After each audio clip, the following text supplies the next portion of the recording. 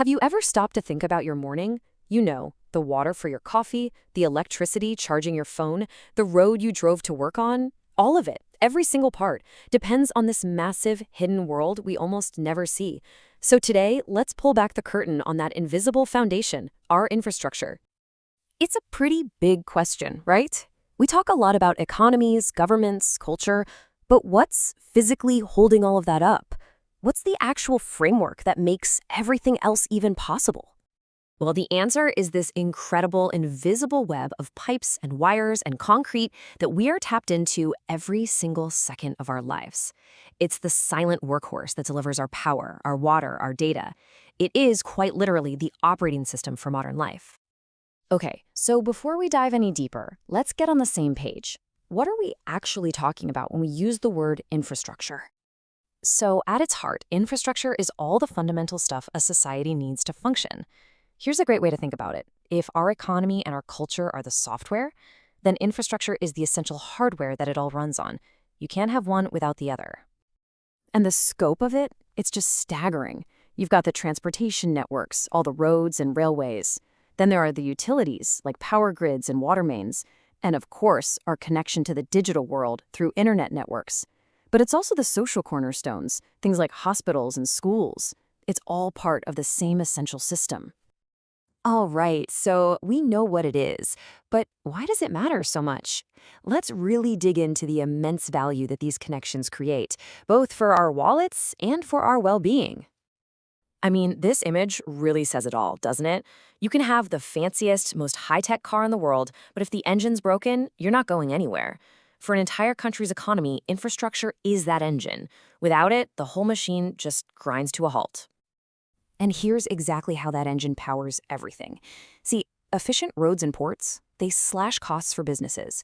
A reliable power grid, that's what attracts investment from all over the world.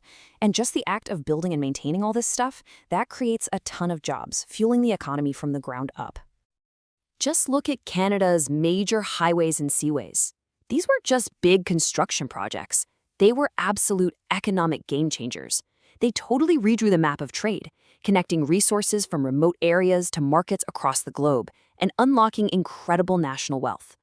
But you know, this goes so far beyond just the economy. Think about it on a purely human level. Clean water means healthier kids. Internet access in a remote town means kids there can get a world-class education. Safer roads mean fewer tragedies. It directly shapes our quality of life and, in many cases, even our national identity.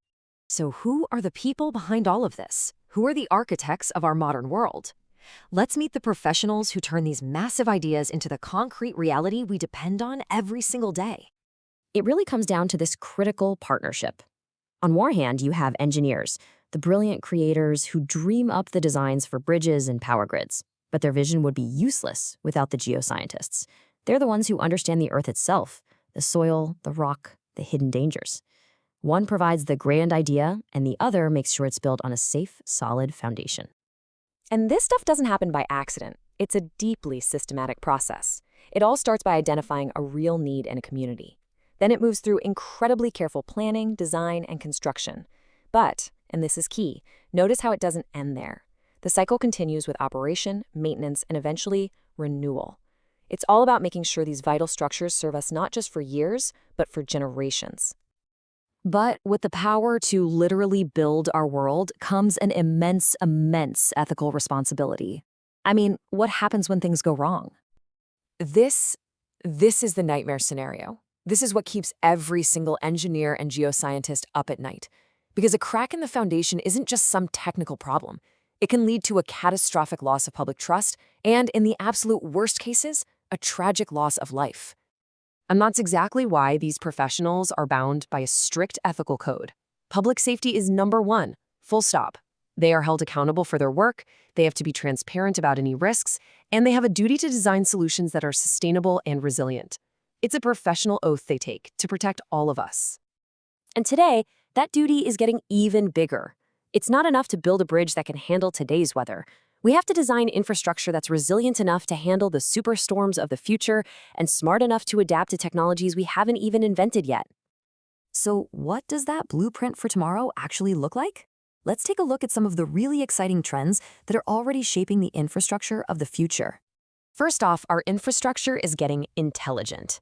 We're talking about embedding sensors and AI so a bridge can actually report its own stress fractures, or a power grid can automatically reroute electricity during an outage. These systems are going to be way more efficient, responsive, and durable. Second, it's going green. And this isn't just about putting up a few solar panels. We're talking about designing entire systems that work with nature, like cities that act like giant sponges to absorb floodwater, or buildings that create their own clean energy. It's a huge shift toward working with our planet, not against it. And finally, and this might be the most important, future infrastructure has to be inclusive. This means making sure that new projects serve everyone, especially remote and indigenous communities that have historically been left behind. It's about building with communities, not just building for them. This really gets to the heart of what these professionals do. They aren't just technicians or designers. As this quote says, they are stewards of civilization's foundation. They're the caretakers of the very systems that allow our society to function and to flourish. So I'll just leave you with this thought. The next time you flip a light switch, or you turn on a tap, or you drive across a bridge, maybe you won't just see a piece of concrete or a simple utility. Maybe, just maybe, you'll see a piece of the vast, complex, and incredible foundation that's holding up your entire world.